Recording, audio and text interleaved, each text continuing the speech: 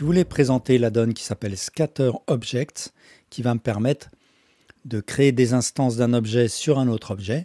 Donc ça peut ressembler par exemple aux particules. Et en fait, ça utilise l'instancing. Et je vais mettre en commentaire, en lien, un tutoriel que j'ai fait sur les répétitions d'objets en général. Alors, je vais sélectionner mon cube et puis en mode Edit, je vais sélectionner la face du haut et faire un scale pour faire une espèce de pyramide comme ça. Et aussi, je vais remonter l'ensemble de manière à ce que l'origine soit à peu près à la base. Et je déplace ma pyramide de côté et ensuite je vais créer un mesh plane que je vais agrandir en mode Edit. Et je vais faire un clic droit, Subdivide. Et là, je vais mettre, par exemple, 30 subdivisions. Après, je vais sélectionner un vertex. Je vais activer le Proportional Editing, là. Et je vais tirer vers le haut de manière à créer un relief. Et j'en crée plusieurs.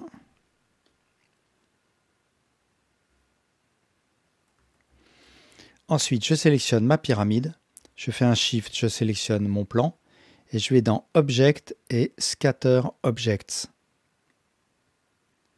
Alors pour l'instant, je vois rien. Ce que je fais, c'est que avec le clic gauche, je vais créer une ligne le long de laquelle vont venir mes instances. Et ce que je peux faire, c'est aller dans le panneau Tools ici et changer des paramètres. Donc la densité, le radius. Donc le radius, c'est à quelle distance de ma ligne vont être mes instances. L'échelle, de la variation dans l'échelle,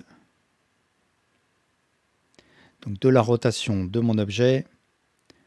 Offset, ça va être le décalage par rapport à la surface, je vais rester à 0. Et seed, c'est pour faire des variations, mais en gardant les mêmes paramètres. Donc une fois que je suis content, je presse Enter, et je peux voir mes objets. Si je sélectionne mes instances, je vais pouvoir voir sur la surface de mon plan des petits triangles.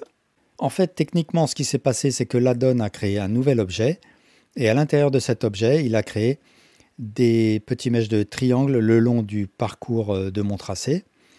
Et il a ensuite créé une instance par triangle en utilisant la fonction instancing de Blender. En fait, plus précisément, il a collé des instances d'une copie de ma pyramide originale. Et si je sélectionne cette copie, je peux voir dans le panneau Objet qu'elle est bien parentée à mes petits triangles, à mon objet composé de petits triangles. Donc pour comprendre l'instancing, eh bien, je renvoie au tutoriel que je mettrai en lien dans les commentaires. Alors cet objet-là, je peux le rendre transparent, je presse H. Quant à ces objets, si je veux pouvoir les manipuler, il faut que je fasse un CTRL A, Make Instances Real. Et maintenant, ça m'a fait autant d'objets qu'il y avait d'instances. Alors, je vais les déplacer. Et je peux me débarrasser, si je veux, de mes triangles.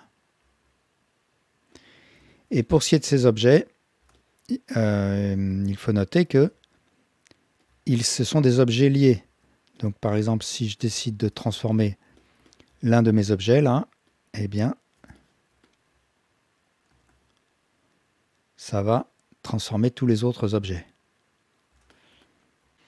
Et bien sûr, si je veux attribuer un autre mesh à un ou plusieurs de ces objets, je vais dans Object, Relations, Make Single User, Object and Data. Et maintenant, si j'édite le mesh, eh bien, les autres objets qui ne partagent plus le même mesh ne seront pas affectés. Voilà, merci pour votre attention.